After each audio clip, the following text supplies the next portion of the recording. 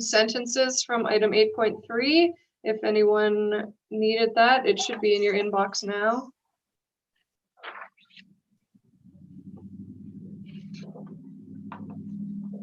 And we are now live on YouTube and recording. We do have a couple more counselors, but I think SAO Hood, did you hear from Councillor Miro? Was she phoning in or zooming in? She didn't say. Okay. So hopefully she gets connected. I'm not sure about Councillor Wainman, so I think we can call to order. Were there any additions or changes to the agenda? Items anyone had? No, I don't have any myself. So we can move on to declaration of conflict of interest or pecuniary interest. I'm not seeing any hands raised. All right, delegations, presentations, or petitions. I don't believe that we have any this evening. And public question period, I'll ask SAO Hood if he's received anything for tonight. No. Okay, thank you. So we'll move on to the adoption of the minutes. 6.1, the minutes of the November 9th, 2020 council meeting. Any questions or comments on these minutes? Seeing none. All right. 6.2, the minutes of the November 17th, 2020 Public Works Committee meeting. Questions or comments here? Again, I'm seeing none. On to 6.3, the minutes of the November 19th, 2020 Administration Committee meeting. Any questions or comments from council? Councillor Wood. You are muted. There, now I'm not. Under item 3, the last paragraph, the statement by Mayor Kulikowski, I just wanted to emphasize my support for implementing mask wearing in town facilities and trying to track visitors as well. I think it's a positive step. And I think it sets an example for the rest of the community to maybe implement this. I realize an email went out on this, but I just wanted to mention it here in council. I also think it was a good idea to limit the meetings to the video presentations we're presently doing. We're getting a lot of views, a lot more views than we ever got attendance at the in-person meetings. So maybe it's a good thing. That's all I have. Okay, thank you, Councillor Wood. I see Councillor Wainman is joining us now. So are there any further questions on the Administration Committee meeting minutes? I'm seeing none. Councillor Wainman, did you have something to add? I see you unmuted. Nope. Okay. On to 7.1, the action items list. There had been a couple updates to the list. Were there any questions or comments on it? Again, seeing none. We can move to 8.1, the 2021 Council and Committee meeting schedule. I hope that everyone had an opportunity to have a look. Any questions or comments on the schedule? Again, I'm seeing none. All right, we can move on to item 8.2, which is the resolution to join the Partners for Climate Protection program at FCM. We will need to choose an elected official to be part of the group as well. So if there are any volunteers out there, we will put a name forward on Wednesday night if we pass the motion. But looking now to see if anyone is interested. Sorry, Yeah, Councillor McBride. Yeah, I've got a bit of an engineering background, so I've worked with Kessel before, so I think it'd be a good fit for me. Okay. So, Councillor Saladki. Sorry to be annoying, but I also have an interest in this one. I'm also very curious. It says there's no financial implications, but the 5 pillars do have a lot of work around them, including the development of a local action plan and implementation and monitoring. So I am curious if we are joining this, even though it says there's no financial implication, there actually really will be for us to become compliant and get on board with this. So while I'm very interested in this, as my background in environmental science and with the greenhouse, I'm really curious how we can get up to speed, but there is a financial implication. So I would really love a little more information as to what this would look like and what some of the planning would potentially be to be on board with this. Sure. So I think a couple of the concerns where you do have for dollars that might have to be spent have been spent already just in our own work or have been funded. For example, the energy surveys that were done on the buildings, as well as the energy monitoring system that went in. But we can definitely ask for a little bit more detail on kind of what those would be, what has been achieved, and what we would need to do in order to be compliant. So maybe we can ask SAO Hood to ask, I guess, Kessel or Rick for some further information for Wednesday night. That would be great, especially if we've already accomplished some of the things, just so we can kind of have a better understanding.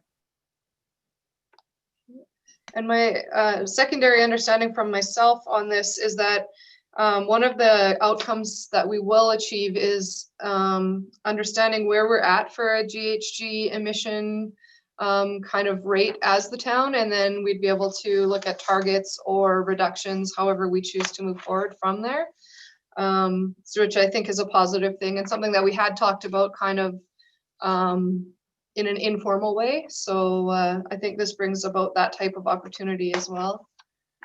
So SAO Hood, if you could just nod your head or say yes out loud, please. That we'll get some more information for Wednesday. I will see what I can come up with. Great, thank you. Is there any further questions or comments on this one? Not seeing any. All right, so we will move on to item 8.3, which is the solid waste site expansion project. It is the application. Oh, sorry. Councilor Mero has joined us. Okay, great. Thank you.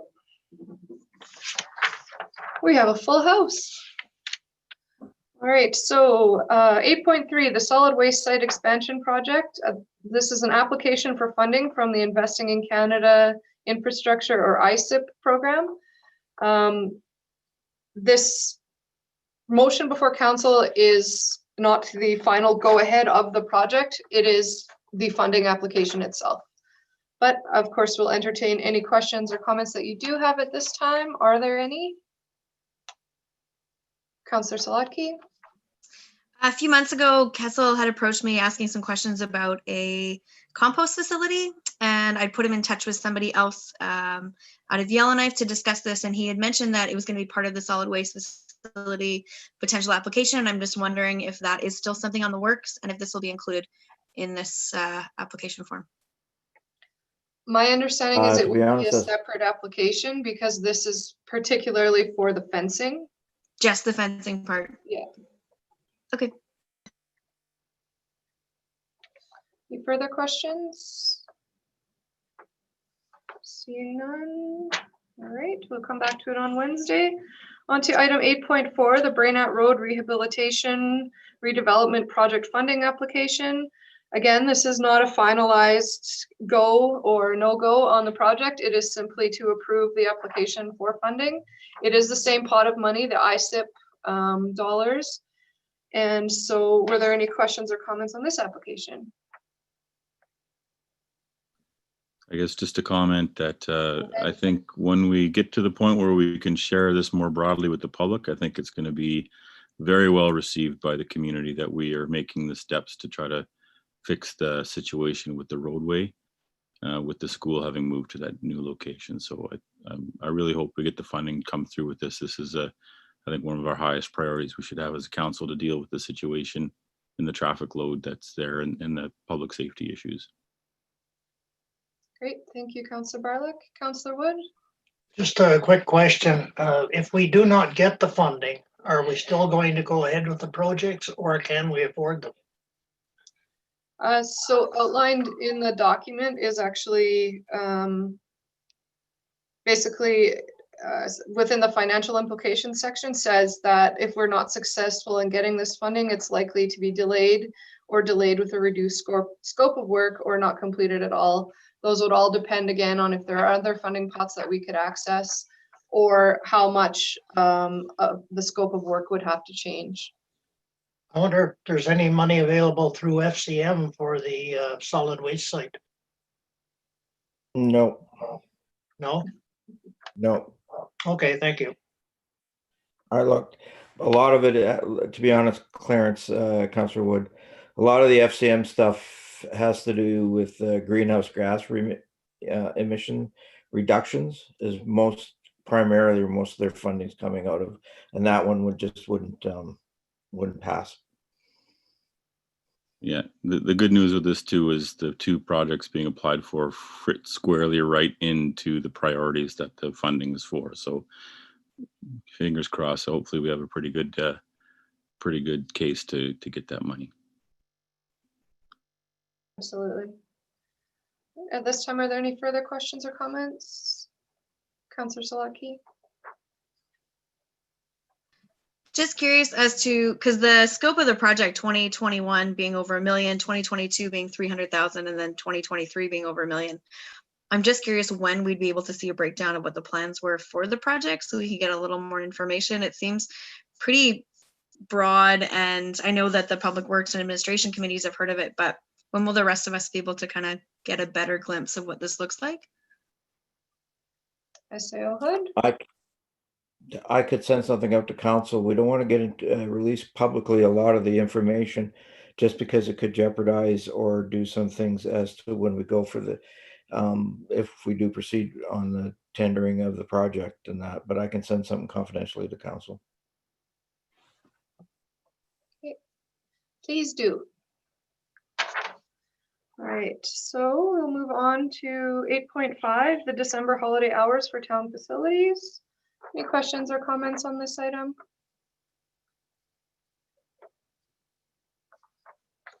Not seeing anything. All right, we'll move on to item number 10, or sorry, there are no bylaws tonight under number 9, so we'll move on to 10. The 10.1, the financial report. Questions or comments on the report? We do have James on the line as well as SAO Hood if there are any. And seeing none. All right, we'll move on to 10.2, the capital projects report. Any questions or comments on the report? Again, I see none. All right. On to item 11, strategic priorities chart. This is one of my priorities. I just haven't got the email out to you guys yet. It is coming. We do need to assess what we want to add to this area, what should be removed in our top section of the chart. I will commit to having an email out to you this week, looking for feedback and ideas. And then if council decides, we can look at doing a meeting to actually go over the ideas that are coming up. So I'll commit to getting that out to you this week. Unless there's any questions or comments right now, of course. I see none. Okay, on to item number 12, council concerns. Were there any concerns this evening? Councillor Wood. I was pleased to read the news article about the warming shelter and the homeless shelter regarding the comments Lisa Semler, our MLA, made in, I guess, requesting Minister Chena send a delegation to Inuvik. In that newspaper article, it mentioned the GNWT funds both centers from a fund of $600,000 a year. Unfortunately, there was no mention of the town of Inuvik. As you know, we donate both buildings. I'd appreciate a short letter going off to Minister Chena in particular to point this out to her. I think it's important. We've supported both those centers for a number of years, and to not get any recognition at all is disappointing. So maybe if you could do that, Mayor? I would hesitate to send a letter as probably since the article has come out, we've had interactions with housing. Maybe not with the minister herself, but it's certainly something that if council absolutely wants done, it can happen. I think that within housing, it is absolutely acknowledged that the town contributes by providing the buildings themselves. And those are the people who we have the regular interactions with and who we partner with to make sure that we have somewhere for the homeless, and the wet center, or the warming center as well. I'm sure the housing employees are aware of it, but apparently the minister isn't. Can we just take it with a grain of salt that also that's how the article was written? I would suggest, perhaps in the vein of Councillor Wood's suggestion, to write a short letter to the editor of the newspaper and basically point it out as a reminder to the community. If you want to get it out there publicly, that's the way to let people know, yes, the town has been firmly behind these organizations for many years. Yeah, probably that would be homeless best. shelter in particular. It would probably be best, Councillor Barlock. Sometimes I'm not too diplomatic, so. I would feel more comfortable sending a letter to the editor just for a Great. clarification than to be sending to the minister. Thank you. It's got more public bang for the buck doing it that way, because it'll get out to the people we're trying to let know. Great. And then thank the you. minister can read that in the paper too. All right, anything further under council concerns this evening? Seeing none. All right, with that, we do not have in camera this evening, so we can adjourn. And we'll come back at 7 o'clock on Wednesday. Thank you very much, everyone. Have a great evening. Thank you. Right, good evening. Bye-bye.